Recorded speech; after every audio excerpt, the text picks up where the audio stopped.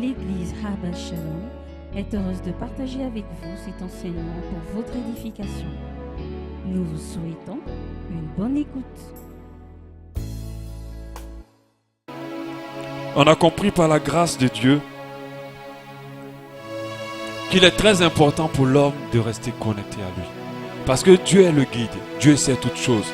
C'est lui qui nous oriente, c'est lui qui nous permet de faire de bons choix. En plus de cela, il nous fortifie. Nous ne sommes capables de rien sans lui. Il est tout ce dont nous avons besoin. Dieu ne nous appelle pas à nous connecter à quoi que ce soit. Dieu nous appelle à nous connecter à lui. Et j'ai parlé du fait que la connexion avec Dieu doit se faire dans le bon diapason, dans la bonne ligne, dans le bon moyen. Alléluia. Il ne suffit pas seulement de tout le temps aller prier et de dire je suis en connexion avec Dieu. Faites très attention. Alléluia. Vous pouvez prier, passer du temps dans la prière, dans la méditation, mais ne pas être dans la ligne où vous devez capter la connexion avec Dieu. Alléluia. Aujourd'hui, avec le monde de l'internet, il ne suffit pas seulement d'être dans cette zone pour capter le wifi qui est dans cette salle. Non. Il faut un code pour pouvoir rentrer en connexion avec le wifi qui est déployé dans cette salle. Et c'est comme cela que plusieurs personnes doivent comprendre qu'avec Dieu, ce n'est pas une question de prier, ce n'est pas de la religiosité. Il faut une certaine disposition de cœur pour pouvoir être connecté à lui. Il faut une certaine disposition d'esprit pour pouvoir être connecté avec lui. Et j'ai dit qu'il n'y avait pas de possibilité de connexion avec Dieu sans Jésus-Christ de Nazareth. Il est impossible d'être connecté à lui. Lorsque Adam et Ève ont péché et qu'ils ont été déconnectés de Dieu, il a fallu que Jésus-Christ meure et ressuscite à la croix pour que nous puissions être à nouveau connectés à lui. La Bible dit que Jésus, en fait, c'est Dieu fait chair, réconciliant le monde avec lui-même. Alléluia. Et il parlait des 12 éléments, des 12 choses qui vont nous permettre de réaliser que nous n'avons pas une réelle connexion avec Dieu. Alléluia. Quand nous ne sommes pas connectés à Dieu, nous allons demeurer dans le péché. Nous allons moins prier. Nous n'allons pas aimer le temps de prière. Nous allons être plus charnels que spirituels. Nous aurons du mal à nous sanctifier. Nous aurons du mal avec beaucoup de choses quand nous ne sommes pas connectés avec Dieu. Quand nous ne sommes pas connectés avec Dieu, les choses de Dieu ne nous font pas plus de bien que les choses du monde. Au contraire, les choses du monde nous feront plus de bien que les choses de Dieu. Nous serons plus attirés par le monde que par les choses d'en haut. Car nous n'avons pas une bonne connexion. Celui qui est connecté à Dieu aura le désir et la volonté de Dieu par l'esprit dans son cœur. Il aura une autre soif, pas la soif de ce monde-là. Il aura la soif de Dieu. Et lorsqu'on a la soif de Dieu, on aura forcément la soif des choses d'en haut. Alléluia. Aujourd'hui, je ne vais pas revenir sur tout ça. On les mettra en ligne pour que vous puissiez les écouter. Aujourd'hui, je vais parler des ennemis de notre relation avec Dieu. Des ennemis de notre relation avec Dieu. Nous allons prendre un verset, Ésaïe 59, à partir du verset 1 jusqu'au verset 2. Ce verset dit, non, le bras, ça c'est une version que j'ai prise. Le bras de l'Éternel n'est pas devenu trop court pour sauver, je pense que c'est un français courant, ni son oreille trop dure pour entendre. Dans d'autres versions, c'est la main de Dieu n'est pas trop court pour sauver, ni son oreille trop dure pour entendre. Au verset 2, mais ce sont nos fautes qui ont fait séparation entre vous. Ce sont vos fautes qui ont fait séparation entre vous et votre Dieu. Ce sont vos péchés qui vous l'ont caché et l'ont empêché de vous écouter. Quand on lit ce verset, on comprend qu'il peut y avoir une raison ou quelque chose qui nous empêche d'être connectés à Dieu. Dans ce verset qui est présent, nous voyons clairement que c'est le péché. Mais nous allons parler un à un de toutes ces choses qui nous empêchent d'être en connexion avec Dieu. Si plusieurs personnes ont du mal à maintenir ou à garder une bonne relation avec Dieu, la raison c'est qu'il y a des facteurs où il y a des ennemis qui combattent notre relation avec Dieu. Il n'est pas avantageux pour les ténèbres de nous voir connectés à Dieu. Donc, les ténèbres mettront plusieurs choses à disposition pour nous déconnecter de Dieu. Faites très attention. La connexion avec Dieu n'est pas être à l'église tous les jours, n'est pas être maîtriser la Bible par cœur. Ce n'est pas être de la religion. On a vu comment le Seigneur va réfuter des serviteurs qui ont fait des grandes choses pour lui. Il va leur dire, loin de moi, je ne vous causais point connu ouvrier d'iniquité. Donc faites très attention. Depuis que le voile est déchiré, tout le monde a la capacité d'être connecté à Dieu. La connexion n'est pas réservée pour les serviteurs de Dieu. Elle est disponible pour quiconque aime Dieu et veut se connecter à lui. Alléluia. Nous allons directement aller droit au but par rapport aux ennemis. Le premier ennemi par évidence par rapport à ce qu'on vient de lire, c'est le péché. Le péché, la convoitise de la chair. Dieu est saint. Il n'est pas 3 fois saint. Il est saint, saint, saint. Infiniment saint. Alors, ceux qui veulent se connecter à lui doivent comprendre qu'il faut qu'ils marchent dans la sainteté. Ceux qui veulent avoir une connexion réelle avec lui doivent comprendre qu'il soit et qu'il demeure dans la sainteté. Très important. Si tu veux être en connexion avec moi, si tu vas avoir une relation avec moi, tu dois comprendre qu'il y a des choses qui peuvent passer avec moi et il y a d'autres qui ne passeront pas. Si tu veux venir imposer tes conditions auprès de moi, mais la connexion avec moi ne va pas se passer. Ce n'est pas Dieu qui nous cherche, c'est nous qui devons le chercher. C'est nous qui avons plus besoin de lui que lui de nous. Parce que nous ne sommes rien sans lui. Mais lui, il est tout sans nous. Alléluia. Il a dit, même si vous ne l'adorez pas, il peut susciter des pierres pour l'adorer. Alléluia. Donc, nous servons un Dieu saint. Et ça doit rentrer dans la tête des gens. Ils ne peuvent pas vivre n'importe comment et essayer d'avoir une relation avec Dieu. Si tu veux avoir une relation avec Dieu, renonce au péché. Renonce à l'impureté. Attache-toi à la sainteté ou persévère dans la sainteté. Et alors ta relation avec Dieu sera bien meilleure. Tu ne peux pas demeurer dans n'importe quoi et vouloir rester connecté à Dieu. Tu ne peux pas demeurer dans les calomnies. Tu ne peux pas demeurer dans l'impureté, dans l'impudicité et vouloir que Dieu soit en bonne phase avec toi. Une chose est sûre, aucune saleté ne rentrera au royaume des cieux. C'est pour cela que Jésus-Christ, qui est pur et saint, va nous prêter sa robe le jour où on viendra devant le Père, afin qu'on rende pur. Parce que malgré tous nos efforts dans ce monde, personne ne peut mériter rentrer dans le ciel. Parce qu'aucune saleté ne rentrera dans les cieux. Nous-mêmes les hommes, quand nous nettoyons nos maisons, nous ne voulons même pas admettre une poussière. Imaginez Dieu. Imaginez Dieu. Chez lui, il n'y a pas de saleté, il n'y a pas d'impureté. C'est de la sainteté à l'état pur et brut. Alléluia. Le péché va nous éloigner de lui. Dieu ne bouge pas. Quand je lisais ce verset, il m'expliquait, il dit, moi, je ne bouge jamais de ma place. C'est toi l'homme qui vient te connecter à moi et qui te déconnecte à moi. Moi, je ne replie jamais ma main. C'est toi l'homme qui lâche ma main et qui la rattrape. Mais si tu es dans le péché, avec Dieu, ça ne peut pas fonctionner. Il est venu pour les malades, certes. Amen. C'est pour les sauver. Mais lorsque tu as été sauvé, tu dois rester dans la pureté. Tu dois marcher dans la sanctification. Parce que la parole dit que sans la sanctification, il est impossible de plaire à Dieu. Ce que Dieu veut, c'est votre sanctification. C'est la parole de Dieu qui le dit. Mais pourquoi il veut votre sanctification? C'est pour avoir une relation plus fluide avec vous, avec chacun de nous. Amen. 1 Pierre 1,14 dit, enfants obéissants, ne vous conformez pas aux désirs que vous aviez autrefois quand vous étiez dans l'ignorance. Au contraire, puisque celui qui vous a appelé est saint, vous aussi soyez saints dans toute votre conduite. En effet, il est écrit, vous serez saints car moi je suis saint. Le péché est un ennemi de notre connexion avec Dieu. Si nous demeurons dans le péché, alors naturellement nous brisons, nous compromettons notre relation avec Dieu. Naturellement, elle va se compromettre. Si nous vivons marchons dans la sainteté, nous persévérons dans la sainteté, alors notre relation avec Dieu sera renforcée. Alléluia.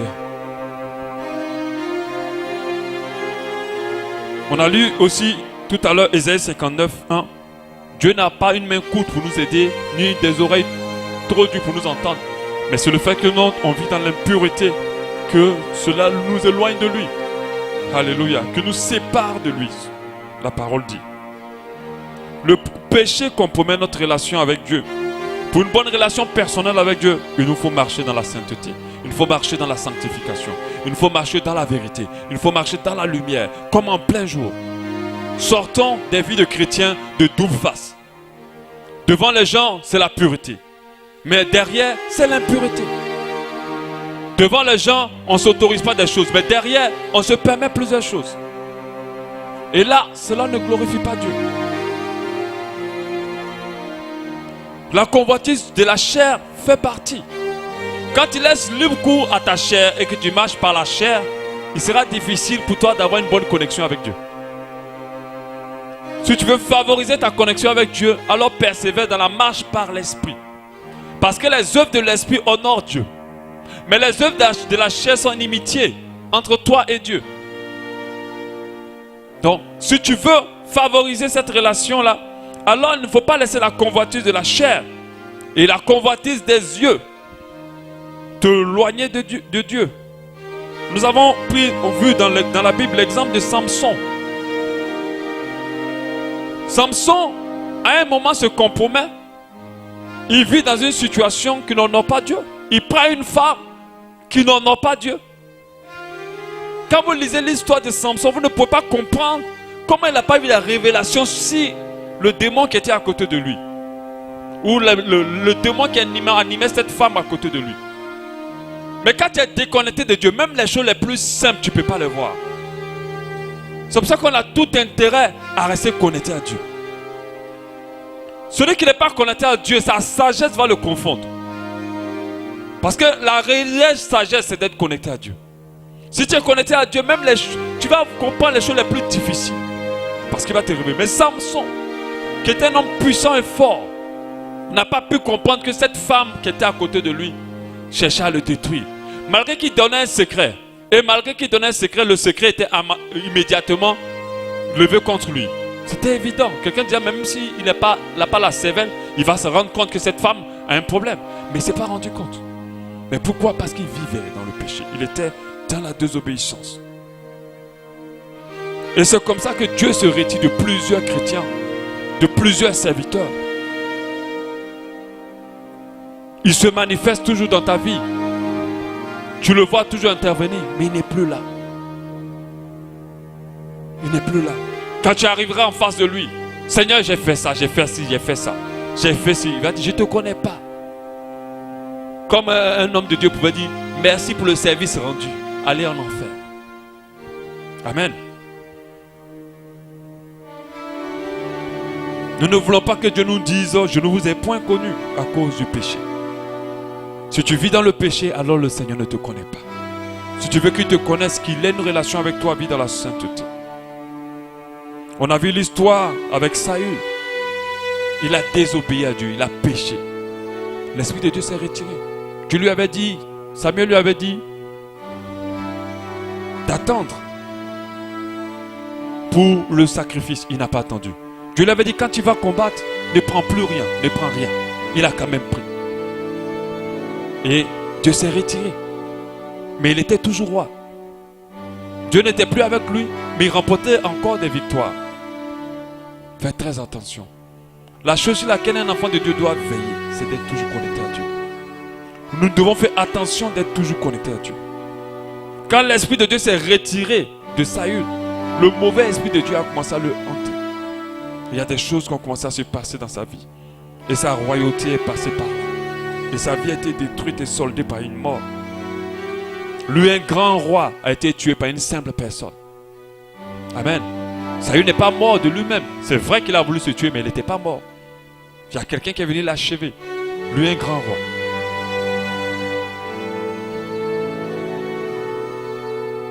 Dans le péché qui éloigne de Dieu, il y a l'idolâtrie. Si tu vis dans l'idolâtrie, ça va t'éloigner de Dieu.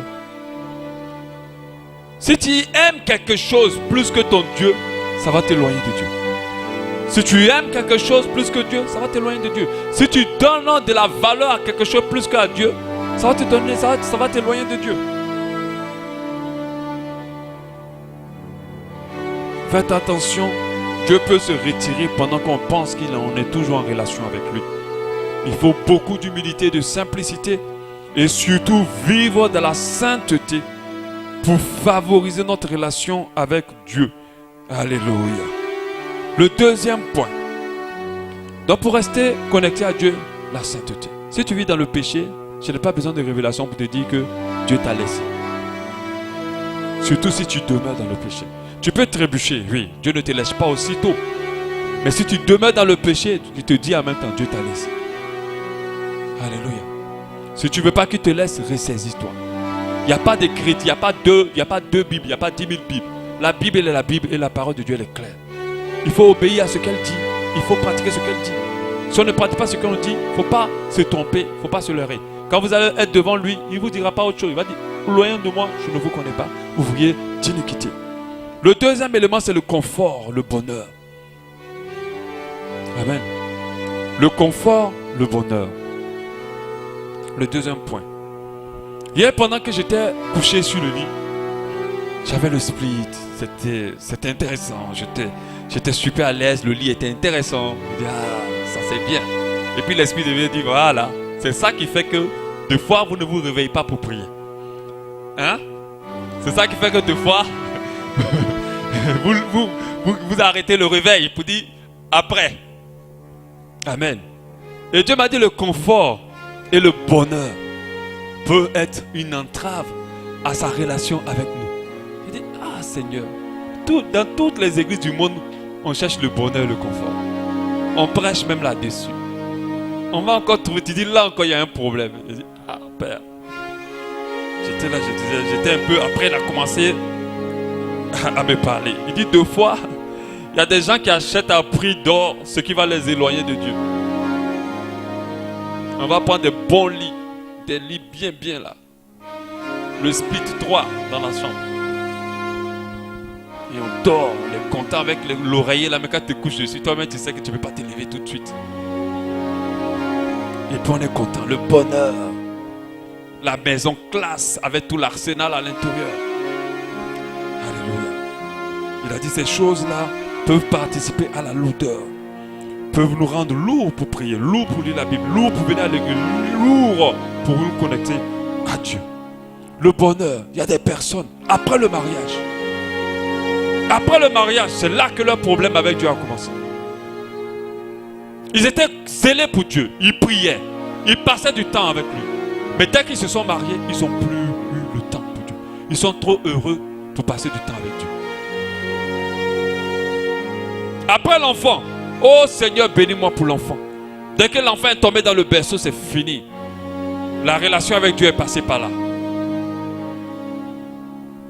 C'est pour ça qu'il y a certaines personnes, Dieu les garde dans la souffrance. Parce que c'est là qu'il sait qu'il pourra les sauver. Toi là, tu veux beaucoup de choses. Il ne va pas te donner. Pourquoi? Parce que s'il te donne, tu vas le laisser. Plus tu souffres, mieux vous deux, ça va. Et Dieu te connaît plus que toi-même. Mais les gens, Seigneur, je veux me marier. Toutes les femmes des églises veulent se marier. Mais si 100 femmes qui se mariera, je vous dis clairement, 80 vont laisser la main de Dieu. Dès qu'elles ont fini d'avoir le joli mari, c'est fini. Dieu passe par là. Et c'est comme ça que Dieu regarde. Voilà. On va dire encore que c'est moi qui suis Dieu, qui bénit pas. Voilà, j'ai béni. Moi, j'ai vu des histoires où dès qu'ils se sont mariés, la personne n'a plus mis pied à l'église. C'est fini, l'église, bye bye. C'était pour ça que j'étais là. Voilà, j'ai eu le mariage, c'est bon. Pasteur, tu as bien travaillé. Voilà, on va se retrouver au ciel. Un nouveau boulot. Seigneur, je veux travailler. Je veux travailler. Mais le travail qu'il t'a donné, là, tu n'as plus le temps pour lui. Depuis que tu as commencé à travailler là, Dieu là même, tu ne sais même pas qu'est-ce qu'il peut te dire. Tu n'as plus le temps. Un homme de Dieu a enseigné sur les bonnes choses qui vont nous amener en enfer. Mariage, travail, réussite, succès.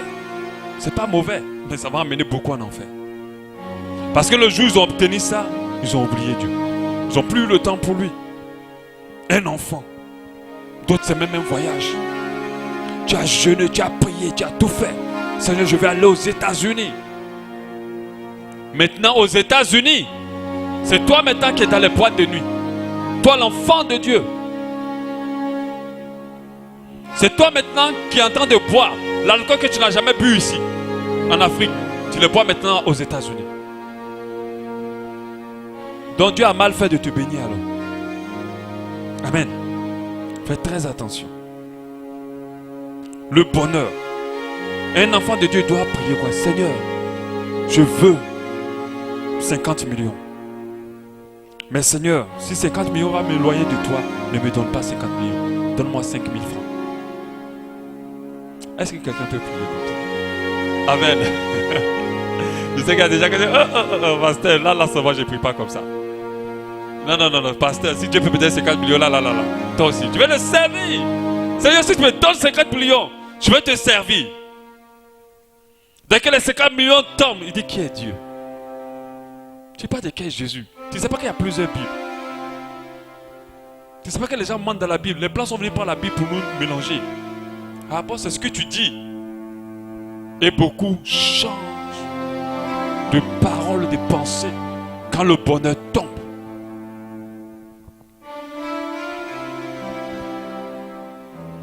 Alléluia. Le nouveau pays, l'argent, la réussite. On a vu ce qui s'est passé à le roi David. C'était un homme selon le cœur de Dieu. Dieu a dit qu'il allait être roi. Il s'est battu pour être roi. Parce que quand Saül est mort, il n'avait pas pris la royauté. Il n'avait même pas la grande partie d'Israël. Il n'avait seulement qu'une seule ville. Tout le reste était gardé par les descendants de Saül. Mais il n'a pas laissé. Il s'est battu pour les avoir. Il les a eus. Après, maintenant, il avait un grand palais. Tout était bon. Le bonheur était là. Il avait toutes les femmes les plus belles du pays. Amen. Et puis, le voilà maintenant qu'il a tout. Lui, le grand qui obéissait à Dieu, se retrouve maintenant à prendre la femme de quelqu'un, à lui faire un enfant et à tuer cette personne. Amen. Le bonheur.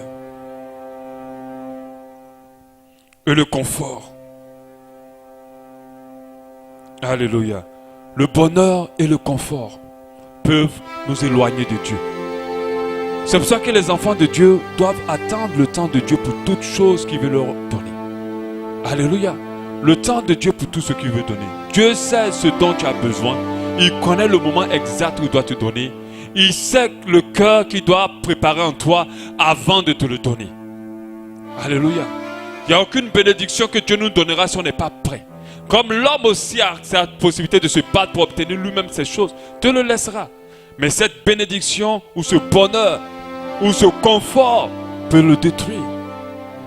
Il ne faut pas que ton cœur change avant et après la bénédiction. Alléluia. Troisième point. Les tribulations, les épreuves, les persécutions, la pression, la peur de la mort. Romains 8, 35 nous dit: qui nous séparera de l'amour de Christ? Serait-ce la tribulation ou l'angoisse ou la persécution ou la faim ou la nudité ou le péril ou l'épée? Quand certaines personnes vivent des épreuves, naturellement, beaucoup se rapprochent de Dieu. Ils vont chercher Dieu parce qu'il y a les épreuves. Mais je vous dis, pour d'autres, c'est l'inverse. Quand il y a les épreuves, ils renient Dieu. Quand ça chauffe, ils ne connaissent plus Dieu. Quand les choses se compliquent, Dieu n'est plus le bienvenu. Et beaucoup fonctionnent comme ça. Tant que ça ne va pas chez eux, alors ils ne voient aucun intérêt de continuer ou de s'investir en Dieu. Et beaucoup se passent comme ça. Beaucoup fonctionnent comme ça. Quand les choses se compliquent, d'autres ont lâché Dieu après avoir perdu un proche. Alléluia. Parce que tu aimais tellement quelqu'un, quand il est décédé, c'est fini. Ta relation avec Dieu a été brisée. Ça même, on peut me dire, mais bon, c'est un peu évident. Mais d'autres ont laissé Dieu parce qu'on les a plaqués. Le gars t'a quitté, ou la gosse t'a dit c'est plus bon, c'est fini, tu as laissé Dieu.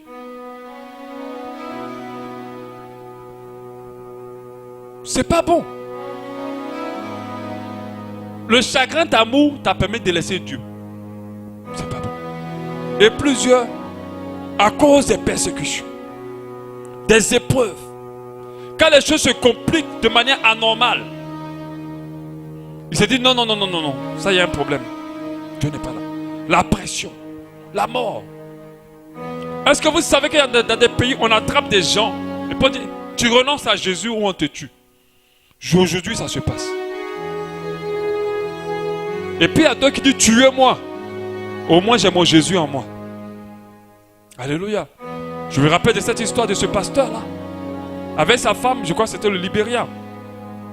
Ils avaient reçu à fuir. Mais comme c'était un pasteur qui faisait le show dans le pays, hein, avec les affiches, les programmes, dont son visage était bien connu.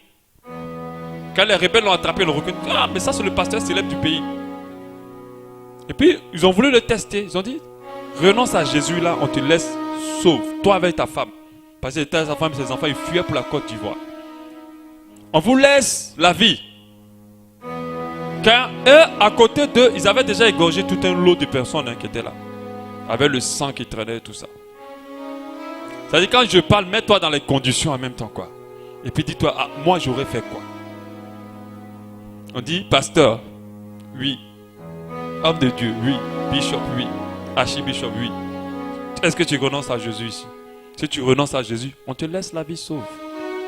Si tu ne renonces pas, on te tue. Il a regardé et dit, pardon, je renonce à Jésus.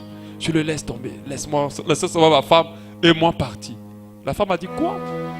Moi, je ne renonce pas à Jésus. C'est lui seul, hein? Moi là, je ne laisse pas Jésus.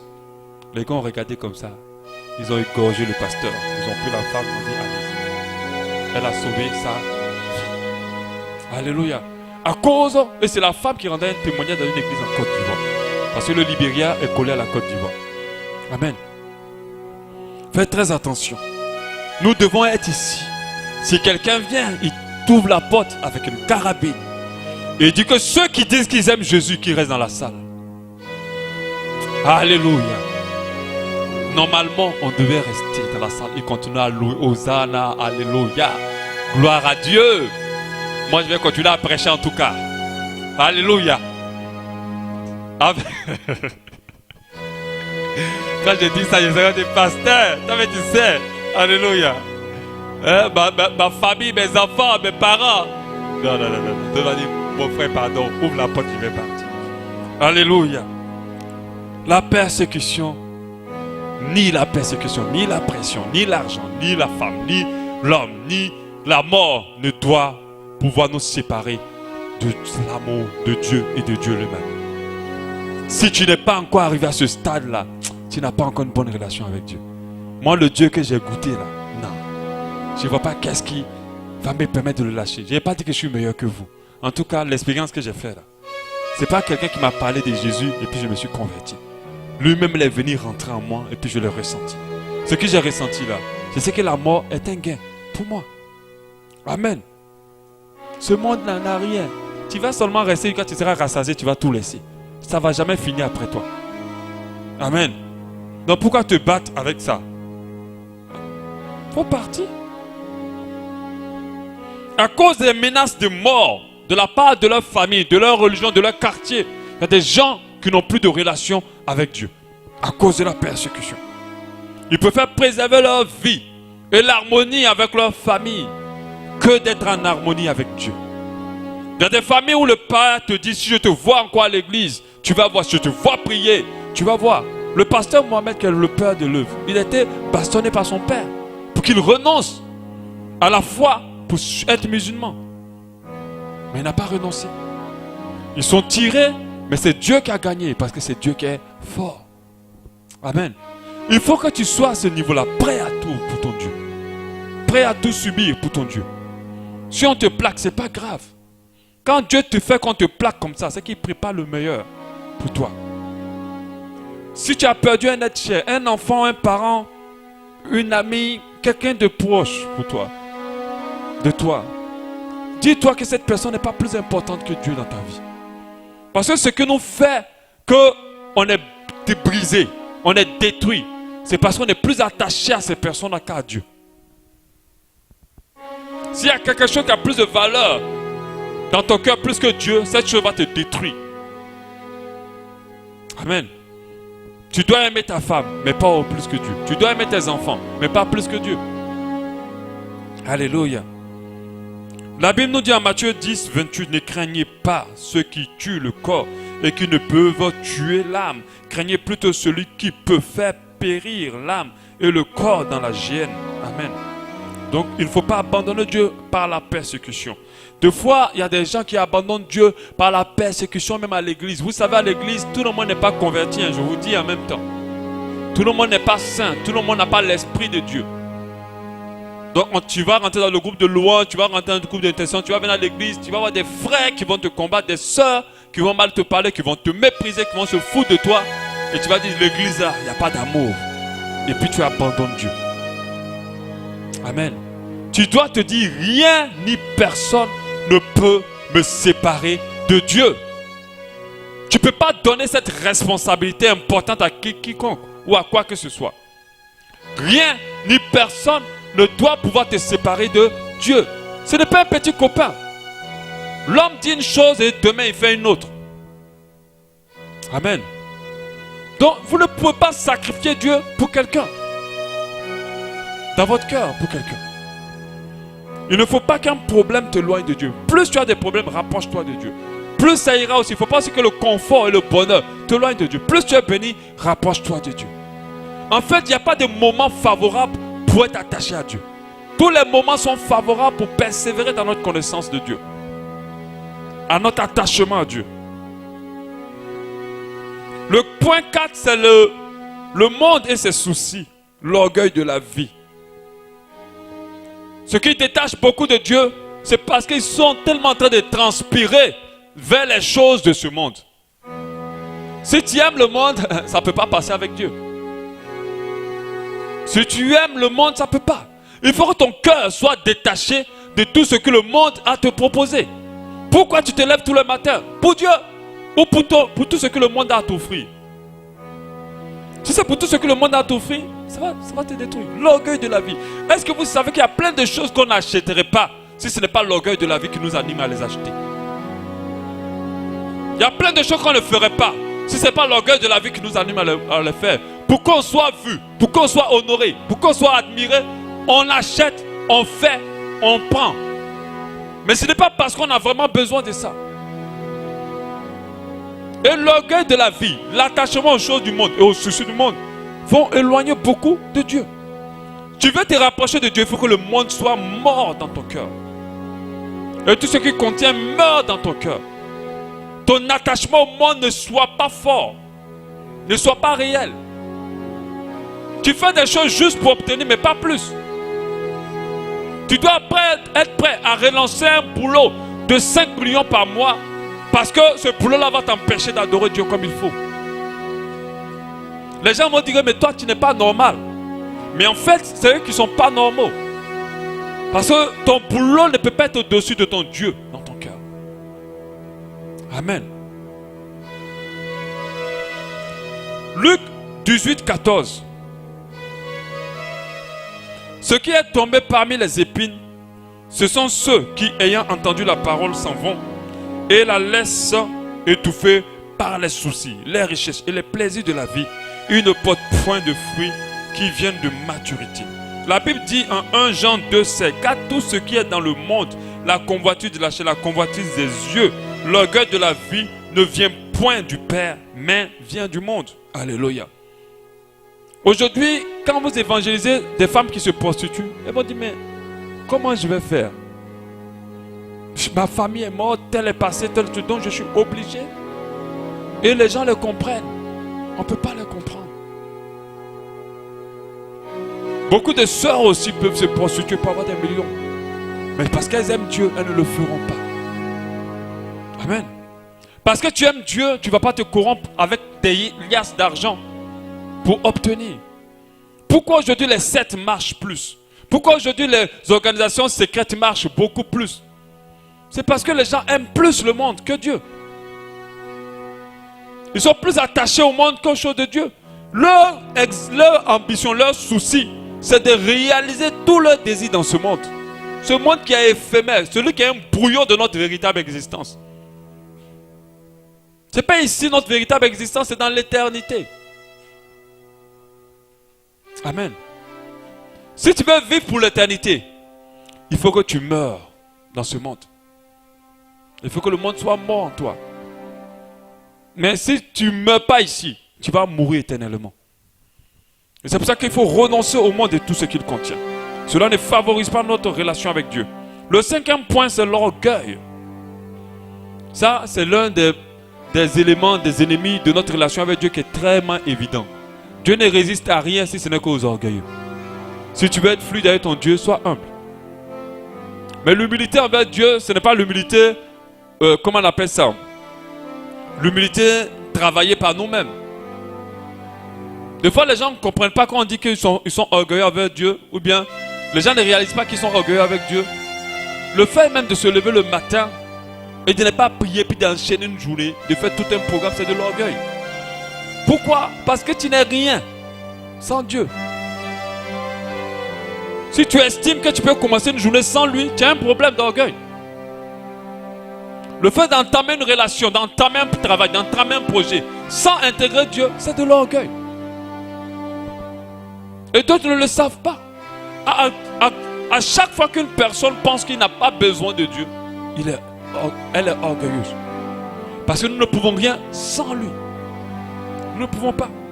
La Bible nous dit en 1 Pierre 5, 5, de même, vous qui êtes jeunes, soyez soumis aux anciens. Et tous, dans vos rapports mutuels, revêtez-vous d'humilité. Car Dieu résiste aux orgueilleux, mais il fait grâce aux humbles. Tout ce que l'orgueilleux fait est une offrande de mauvaise odeur pour le Seigneur. Tu peux être tout ce que tu es. Quand tu es orgueilleux, Dieu ne prend plus plaisir en toi. Il ne prend plus plaisir. Il faut de l'humilité. C'est pour ça que même quand vous priez, si ta prière émane d'un cœur orgueilleux, ta prière ne monte pas. Il faut que lorsque tu pries, tu sois dans l'humilité et dans la simplicité, réalisant que tu n'es rien et que Dieu est tout. Et ça, c'est très important. Ce qui a séparé Lucifer de Dieu, c'est l'orgueil. Il a dit qu'il veut être au-dessus. Il va mettre son trône au-dessus de celui de Dieu. Mais c'était une séparation éternelle.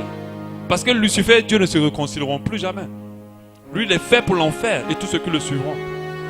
Amen.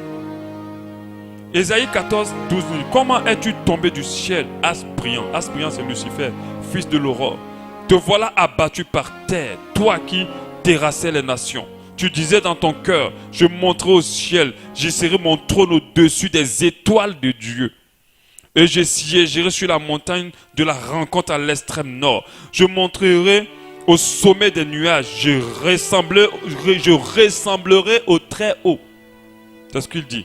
Pourtant, tu as été précipité dans le séjour des morts, dans les profondeurs de la tombe. Dans l'orgueil qui rompt notre relation avec Dieu, il y a la suffisance. Quand tu te suffis, il y a la rébellion. Il y a l'indépendance. Quand tu penses que tu ne dépends pas de Dieu. Il y a l'insoumission. Quand tu ne te soumets pas à ce qu'il dit. Parce que quand Dieu te parle et que tu ne fais pas, tu es orgueilleux. Et ta relation avec Dieu ne peut pas être de beau fixe. Moi, je ne peux pas fréquenter quelqu'un ou être avec quelqu'un. Je dis, bon, voilà ma volonté, voilà ma volonté. Et non, moi je ne veux pas ta volonté, c'est ma volonté à moi qui m'intéresse. Mais arrivé un moment, je vais dire non, c'est bon là. C'est bon. Surtout si c'est moi qui suis souverain. Dieu est souverain. Il ne fait pas notre volonté, il fait sa volonté. Arrivé un moment, c'est bon là, la relation ne peut plus fonctionner. Alléluia. On ne vient pas auprès de Dieu avec nos projets. On vient auprès de Dieu pour connaître les projets qu'il a pour nous. Amen. Un autre élément encore, ennemi ici, Satan et son armée, ils feront tout pour nous séparer de Dieu par toutes les stratégies possibles. Tentation, pression, tromperie, distraction. mensonge. Ils vont nous induire en erreur. Ils vont chercher à nous induire en erreur. Et c'est leur objectif. Satan, quand il a vu la connexion de Dieu avec Adam et Ève, il a dit non, ça ne peut pas continuer à rester. Il faut que je fasse quelque chose pour couper ce lien. Et c'est ce qu'il a fait. Il a trompé Ève. Il y a eu une déconnexion. L'homme a été séparé par le péché qu'il a commis. Amen. Il a trompé. Faites très attention. Ne laissez pas le diable et son armée vous séparer de Dieu. Un autre élément, 7, le manque. De fois quand les gens manquent de quelque chose, ils n'ont pas d'intérêt pour Dieu, ou ils n'ont plus d'intérêt pour Dieu. Quand nous lisons le psaume 73 d'Asaph, quand on lit dès le départ, on sent quelqu'un qui est confus dans sa relation avec Dieu. Heureusement, vers la fin, il se ressaisit. Parce qu'il voyait les païens réussir. Les gens qui désobéissaient à Dieu vivaient bien, réussissaient, allaient très loin. Et lui ne comprenait pas. Et beaucoup sont allés jusqu'à abandonner Dieu parce qu'ils manquent de telle ou telle chose. Amen. La disette, le manque d'argent peut éloigner des gens de Dieu. Et Asaph pouvait dire en psaume 73, 13, c'est donc en vain que j'ai purifié mon cœur. Dis donc, c'est donc en vain que tous les jours je viens prier ici. Et donc en vain que tous les jours je jeûne. Je fais tout ça et rien ne se passe. Et que j'ai lavé mes mains dans l'innocence. Que je n'ai pas fait toutes les bêtises que les gens font. Je dis donc c'est en vain quoi. Que je me suis sanctifié, j'ai fait le bien, c'est en vain. Parce que moi j'ai fait tout ça là, mais je souffre et en plus je suis malade. Mais ceux-là qui font toutes les bêtises, ils grossissent, ils ont tout le bonheur, ils sont riches. Et à la fin, ils se rendent compte qu'en fait, ils sont malheureux. Faites très attention. Le monde sans Dieu est malheureux. Toutes les personnes qui vous montrent les clés, qui vous montrent des véhicules, qui vous montrent des villas, qui vous montrent des trucs, qui se montrent, je n'ai pas de ceux qui n'ont pas Christ. Amen. Qui le font et qui veulent se montrer qu'ils sont heureux. Je dis, ils sont malheureux. Il n'y a pas de joie sans Dieu. Il n'y a pas de bonheur sans lui. Le diable ne peut pas donner de la joie à quelqu'un. Ils vont avoir des semblants de joie parce que le diable a tout trafiqué. Tout ce qui trafique tombe. Il n'y a pas. Si tu vois quelqu'un comme ça dans ta famille qui aime se montrer, pardon, commence à prier pour cette personne. Ne l'envie pas. Il ne faut pas l'envier. Il n'a rien. Elle n'a rien. Toi, tu as la chose la plus précieuse, Jésus-Christ de Nazareth. Il ne faut pas l'envier. Il faut prier pour commencer à prier pour la personne parce qu'elle n'a rien compris. Et beaucoup laissent Dieu à cause du manque. Je n'ai pas pu construire mon terrain. Alors cette affaire de trucs, ils sont prêts à aller voir un ganga, à aller voir un féticheur, à se compromettre dans une politique pour pouvoir avoir. Parce qu'ils ont longtemps prié, ils ont longtemps entendu, rien ne se passe, mais il y a un circuit, tu peux rentrer. Alors ils lâchent Dieu. Parce qu'il faut qu'ils obtiennent absolument. Et là, c'est une erreur. Il ne faut pas rentrer dedans. Beaucoup laissent Dieu parce qu'ils ne sont pas encore mariés. Ils ont atteint 40 ans, 45 ans. Il n'y a pas de mariage. Mais Dieu, en fait, ils n'ont pas encore travaillé. Ils n'ont pas à manger. Ils n'ont pas à boire. Ils n'ont pas un toit. Et du coup, ils laissent Dieu. Un autre ennemi, nos ambitions personnelles, notre voie, notre plan. Tout à l'heure, je disais qu'on ne vient pas auprès de Dieu avec nos projets. On vient auprès de Dieu pour connaître les projets qu'il a pour nous. Beaucoup se cassent le visage parce qu'ils ont tout un plan de leur vie dans leur tête. Mais les pensées de Dieu ne sont pas tes pensées. Et ça, il faut que tu saches. Jésus, quand il est venu, il accomplissait que le plan du Père. Il n'avait pas le temps pour son programme à lui. Il a dit en Jean 4, 34, « Ma nourriture est de faire la volonté de celui qui m'a envoyé et d'accomplir son œuvre. » Amen. C'est pas parce qu'on est dans ce monde-là qu'on doit tous construire. C'est pas parce qu'on est dans ce monde-là qu'on doit tous voyager. C'est pas parce qu'on est dans ce monde-là qu'on doit tous se marier. Que tu te maries ou pas, ce qui doit t'importer le plus, c'est d'être en phase avec Dieu. Au ciel, le mariage, tu ne vas pas le soulever. De toute façon, tu ne vas pas te reconnaître ton mari là-bas. Celui qui va nous impressionner tous, c'est Dieu. Je ne peux pas être impressionné par ma femme ni par mes enfants. Je ne peux même pas les admirer. Je vais admirer la gloire de Dieu. Et si tu n'as pas compris ça, tu vas te tromper, tu vas te déconnecter. Beaucoup se déconnectent de Dieu parce qu'ils sont ambitieux. Mais pas des ambitions de Dieu, mais des ambitions de la chair. Les ambitions de leur cœur. Tu veux être en harmonie avec Dieu, renonce à tes ambitions. Tu veux être en harmonie avec Dieu, renonce à tes voies. Tu veux être en harmonie avec Dieu, renonce à tes plans. Demande les projets de Dieu pour ta vie. Cherche les voies de Dieu pour ta vie. Cherche les plans de Dieu pour ta vie. Et en plus, tout ce qu'il a pour ta vie est bien meilleur que tout ce que tu as à faire. Si tu veux guider ta propre vie, tu vas t'éloigner de Dieu. Si tu veux absolument être quelqu'un ou quelque chose ou obtenir quelque chose, tu vas t'éloigner de Dieu. Tout ce qu'un enfant de Dieu doit rechercher, c'est qu'est-ce que Dieu veut pour moi. Amen. Sinon, il risquerait d'avoir rupture. Ésaïe 55:8 dit, car mes pensées ne sont pas vos pensées, mes voix ne sont pas vos voix, dit l'Éternel. Alléluia. Le 5, le 9 plutôt, la richesse et la pauvreté. On lit un verset en Proverbe 30, 38 et Proverbe 38. Salomon pouvait dire, éloigne de moi la fausseté et la parole mensongère. Ne me donne ni pauvreté ni richesse. Accorde-moi le pain qui m'est nécessaire.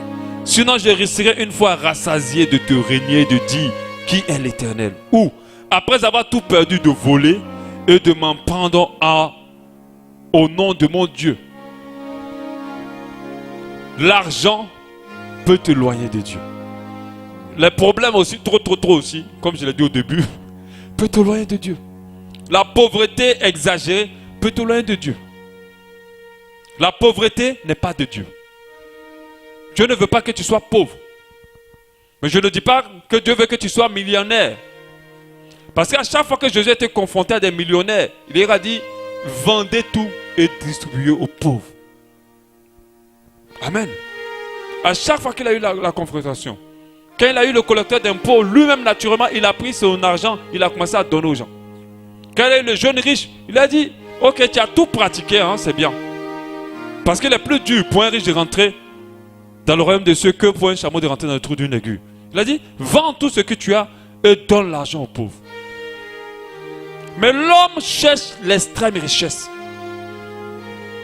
Ok, l'extrême richesse ou la richesse, comme on veut pour pouvoir rentrer, nourrir l'orgueil de la vie, peut nous détruire. Vous savez, si tu n'as plus de problème et que tout va bien pour toi, et que tu as tout ce que tu veux, et que tout le monde te respecte parce que tu as des millions, tu risques de t'éloigner de Dieu. Parce qu'il y a l'un des ennemis de notre relation avec Dieu qui s'infiltre naturellement, l'orgueil. L'orgueil est l'un des péchés les plus dangereux. Quand j'en parle, les gens pensent que c'est l'impudicité. Ce n'est pas l'impudicité. L'impudicité n'est pas le péché le plus dangereux. Le péché le plus dangereux dans le cœur d'un enfant de Dieu, c'est l'orgueil. Parce que l'orgueil aveugle. L'orgueil aveugle. Avec l'orgueil, tu ne peux plus entendre, tu ne peux plus voir. Quand je le définissais comme une maladie, il dit prenez le sida qui attaque les systèmes humanitaires. C'est quand tu as l'orgueil, il fait rentrer, il attire tout un lot de péchés. Vous savez que l'orgueil conduit les gens dans l'impudicité. L'orgueil conduit les gens dans l'adultère. L'orgueil conduit les gens dans la cupidité. J'ai des gens qui volent de l'argent parce que, ou bien qui veulent plus d'argent parce qu'il faut qu'ils nourrissent leur orgueil. L'orgueil c'est un boulevard vers beaucoup de péchés. Un homme de Dieu pouvait dire dans son livre que c'est un péché qui vient par derrière, toujours en sourdine. Ça veut dire que l'enfant de Dieu doit constamment tester son humilité. Il doit toujours se mettre devant le Seigneur. Oh Seigneur, révèle-moi l'état de mon cœur.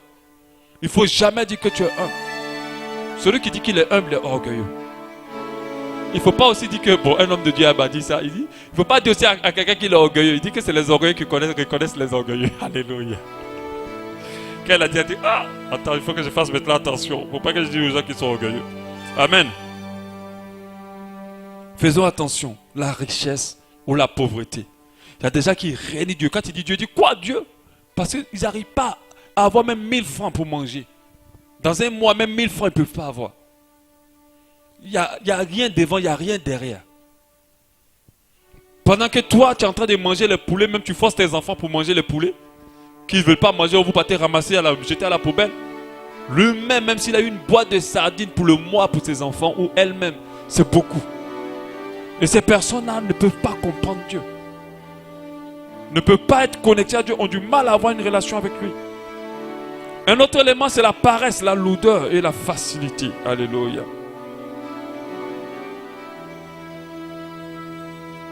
La paresse, si tu es paresseux, ta relation avec Dieu aura du mal. On ne se lève pas pour prier parce qu'on a forcément envie. Moi, toutes les fois que je me lève pour prier, ce n'est pas toutes les fois que j'ai envie. Deux fois, oui, j'ai très envie. Deux fois, non. Je n'ai pas envie. Mais je ne laisse pas la paresse, parce que la paresse vient de Dieu. La lourdeur, du diable plutôt. La lourdeur du diable. La facilité aussi éloigne. Quand tu n'es pas prêt à attendre le temps ou payer le prix pour quelque chose à obtenir, tu vas t'éloigner de Dieu. Amen. On va partir au 11. Le travail et le ministère. Il y a d'autres, depuis qu'ils sont devenus serviteurs de Dieu, ils se sont éloignés de Dieu. Il y a certains, depuis qu'ils ont commencé à travailler, j'en ai parlé tout à l'heure, se sont éloignés de Dieu. Parce qu'ils pensent que c'est l'activité que Dieu regarde. Dieu ne regarde pas l'activité. Il regarde le temps qu'on lui accorde dans sa présence. Il cherche des maris. Il n'a pas affaire aux martes. Les martes, ce n'est pas ça son but. Et tu ne peux pas être un bon marte si tu n'es pas d'abord un bon mari. Pour dire que tu ne peux pas être un bon serviteur si tu n'aimes pas la présence de Dieu d'abord. Si tu ne t'habitues pas à la présence de Dieu. Si tu ne développes pas une relation avec Dieu. Et d'autres pensent que c'est l'activité qui va leur permettre d'être en contact avec Dieu. On voit dans des églises des fidèles qui dorment à l'église pratiquement. Toutes les réunions, tous les trucs, toutes les choses, ils sont là. Mais à la maison, ils n'ont jamais pris le temps de s'asseoir pour dire, Seigneur, toi et moi, là, parlons. Mais quelle chose tu es en train de faire? Le travail. Tu dois te dire, si un boulot, même s'il est payé à 10 millions par mois, te sépare de Dieu, alors ce boulot-là ne mérite pas d'être attaché à ta vie. Il ne te mérite pas. Tout dans ta vie doit honorer et glorifier Dieu. Tout dans ta vie doit favoriser ta connexion à Dieu parce que c'est la prioritaire. Il n'y a aucune chose prioritaire par rapport à notre connexion avec Dieu. Amen. Le dernier élément, le plus mauvais pour la fin, c'est les écrans. Alléluia. C'est vrai que j'en parle beaucoup, mais j'en parlerai jusqu'à ce que les gens soient délivrés. Alléluia. Parce que j'avais interdit des gens de regarder telenovelas. Mais je suis sûr, Dieu m'a dit tu as regardé. Dieu m'a dit depuis que j'ai interdit, mais quand même tu as regardé. Tu as jeté un coup d'œil. J'ai interdit les gens de regarder iTélé. J'ai interdit les gens de regarder la chaîne qui est sur 40 et 39. Tu sais de quelle chaîne je parle? J'ai interdit les gens. On m'avait dit une autre chaîne encore. Oh là là là, il y a une chaîne qui a la cote. A+.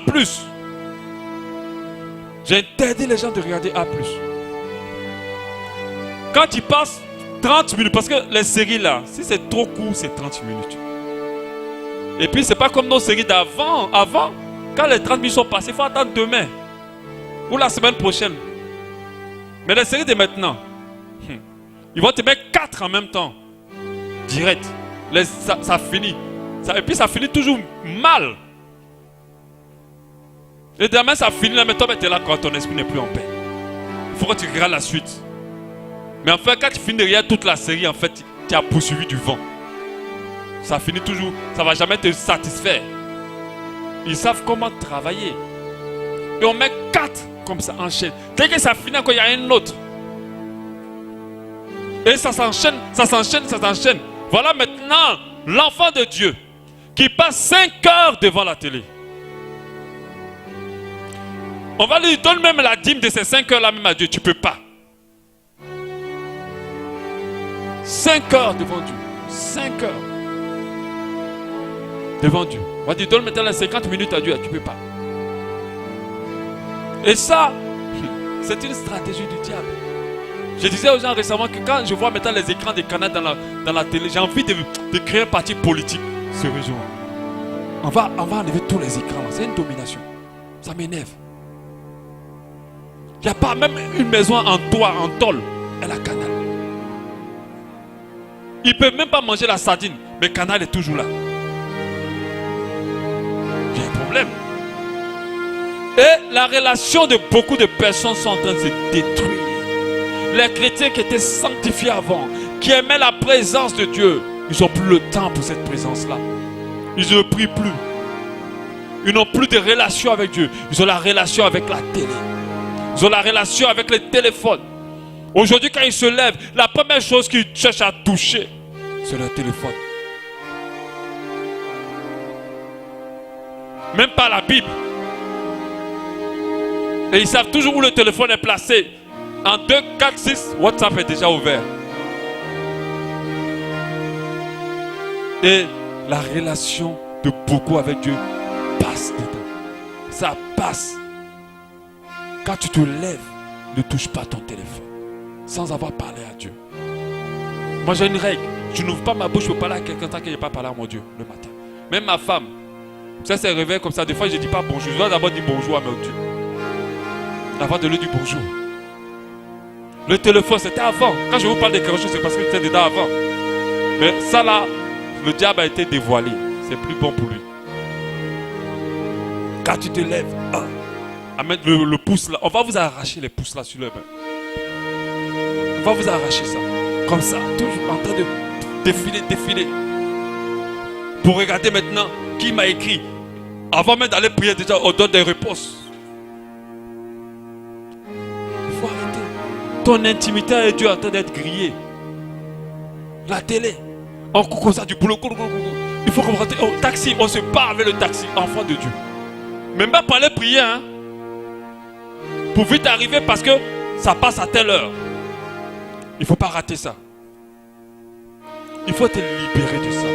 C'est le diable. La télé n'est pas le diable, mais l'attachement à la télé est le diable et c'est de l'idolâtrie. WhatsApp, c'est de l'idolâtrie. Je m'amuse de fois à mettre des statuts sur le truc. Mais des fois quand je vais voir les gens qui regardent, ils se disent, il y a des noms qui se répètent toujours. Je dis, vous aussi. Faites attention. L'ordinateur. Travaillez dessus jusqu'à des heures pas possibles. Les tablettes. Les avoir jusqu'à des heures pas possibles. Observez bien le monde. Vous allez voir les gens sont comme ça tous avec des écrans. Soyez dans le taxi-bus. Vous allez voir que les gens ne parlent plus. Ils sont toujours avec des écrans. Que Dieu vous soulève et qu'il ouvre les toits. Vous allez voir qu'ils sont tous assis devant la télé. Le diable est en train de briser, d'amener un grand nombre de personnes en enfer avec ces choses-là, cette nouvelle technologie. Et c'est en train de vraiment se passer. Il faut que tu te ressaisisses. Il faut que tu mettes ça de côté. Il faut que ça n'ait plus autant d'importance dans ta vie. Même si tu as un petit pointeur ces temps-ci. Parce que quand tu as un pointeur, c'est encore grave. Un gars avec qui vous faites les amourettes. Même quand tu te lèves le matin, il ne faut pas d'abord ouvrir ton téléphone. Moi, c'est quand j'ai fini de prier que j'ouvre maintenant mon téléphone. Moi, même quand je médite la Bible dans mon téléphone, dès que tu ouvres le téléphone, le doigt est déjà allé, c'est déjà allé parti pour appuyer WhatsApp. Je dis mon doigt, tu t'obéis. Tu n'appuies pas WhatsApp aujourd'hui. J'appuie ma Bible d'abord, je lis ma Bible jusqu'à la fin. Après, je mets le téléphone de côté. Des fois, mais sans me rendre qu'elle a déjà ouvert WhatsApp, je ferme quand même. Et puis, je lis d'abord ma Bible, je mets le téléphone de côté. Tellement les réflexes. Je vous dis, si on fait comme on fait les Django, là, les pistolets pour ouvrir vite le téléphone. Mais il y a des gens qui sont très forts. En un rien de temps, le seul pouce, il a déjà tapé le code, il a déjà ouvert WhatsApp, il a déjà écrit bonjour, comment tu vas? Tellement le réflexe est dans la main maintenant. Hein? C'est vrai, non? Les écrans détruisent notre relation. Je parle comme ça, mais c'est très sérieux. C'est vraiment sérieux. Il faut que cette assemblée soit une assemblée de vie et de puissance. Il faut que chacun de nous soit embrasé. Pas qu'il y ait du feu général. Il faut que d'abord, parce que les flammes sont tombées sur les disciples dans la chambre haute. Ce n'était pas une grosse flamme qui venait tomber ensemble sur eux. Chacun. Il faut que chacun de nous soit embrasé pour qu'on ait un feu consistant dans cette assemblée. Et il ne faut pas laisser le diable aspirer notre relation avec Dieu. Il faut éviter ces chaînes. Vous n'avez pas besoin de ça. Les séries jusqu'à ce qu'on t'enterre, on en fera. Les mêmes histoires. Toi, mais tu ne te rends pas compte que c'est la même histoire qu'on raconte tous les jours. Hein? Une fille pauvre, un monsieur riche. Elle est amoureuse du pauvre. du riche. Les parents ne veulent pas. Il y a une méchante fille qui est là, qui veut qui prend le pauvre, qui ment. Et puis qui... C'est la même histoire. Moi, mais quand je m'assois devant un seulement là, je connais déjà tout ce qui va se passer. Parce que ça ne change pas. Depuis Dona Beja à notre époque, quand on était né, vous n'étiez pas encore nés. Dona Beja jusqu'à aujourd'hui, c'est la même chose.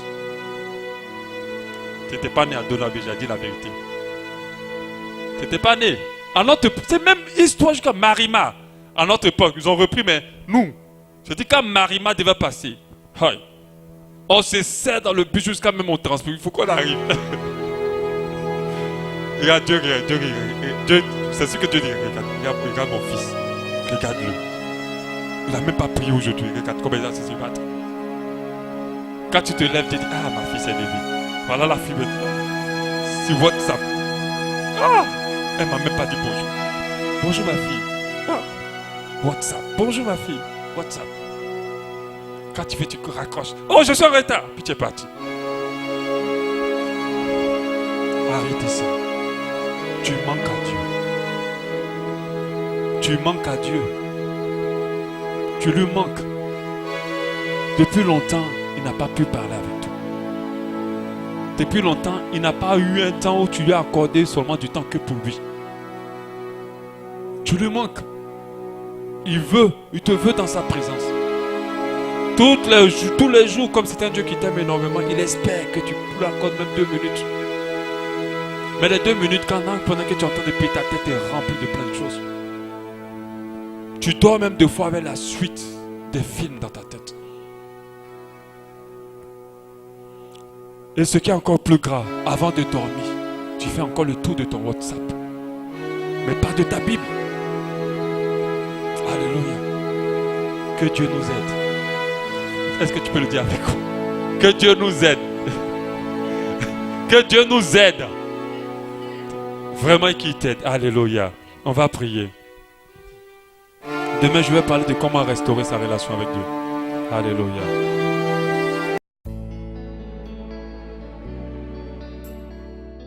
L'église Abba Shalom remercie le Seigneur pour cet enseignement qui perfectionnera votre foi.